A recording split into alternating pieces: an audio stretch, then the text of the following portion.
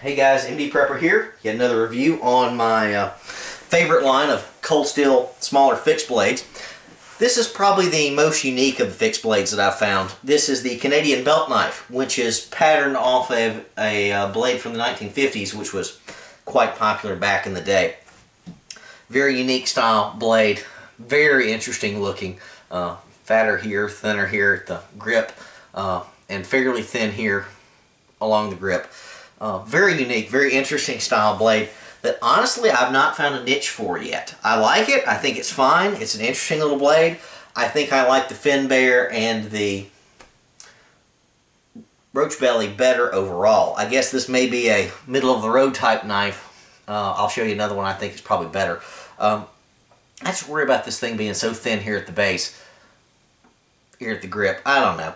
It's just odd. An odd sweep to it. It's got some jimping on the backside. Cold steel there on this end. There's your Canadian belt knife. I guess if I was Canadian, I may know better about how to handle this knife. I think it'd be fine for skinning game. I think it'd be fine for scaling a fish and for some basic woodwork. Should do okay at batoning. Again, this is just one I bought just because, well, heck, I had the rest of them, so I might as well get this one. I have not used this blade very much, honestly, so don't claim to be an authority on it. And again, I'm not Canadian. I like my American style knives. Again, Krupp steel, stainless, and of a cutlery grade steel, hollow ground. Again, this is incredibly light. I think this is the lightest of their smaller style knives. This is only 2 ounces, so you're not going to notice you're even carrying this thing. So if you had to carry an extra knife, backup knife, something like that, you're doing the ultralight thing, this will probably do the job.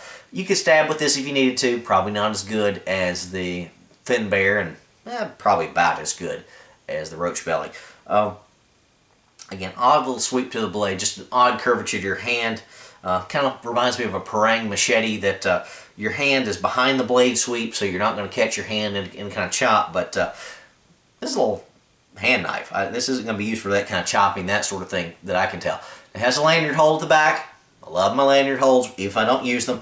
Polypropylene grips, very similar to the roach belly. The roach belly was rounded. This one has some curved edges on it. Again, has that little simulated wood grain style to it there.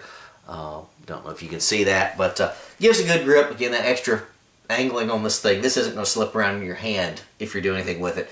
I've just got to spend some more time with this thing in the woods. I just don't tend to grab it if I'm heading out to do some work in the yard or out in the woods, something like that. So, not going to badmouth it too badly. I just think it's interesting and unique. Again, about $12, $13 that you're going to find if you look around. Again, standard Cordura sheath, just like the rest of my reviews. Nothing special. This thing holds in there better than the roach belly just because of the angles on this thing. Just gets some better traction. This is not going to fall out quite as easily, but it's not quite as securely in there as the fin bear.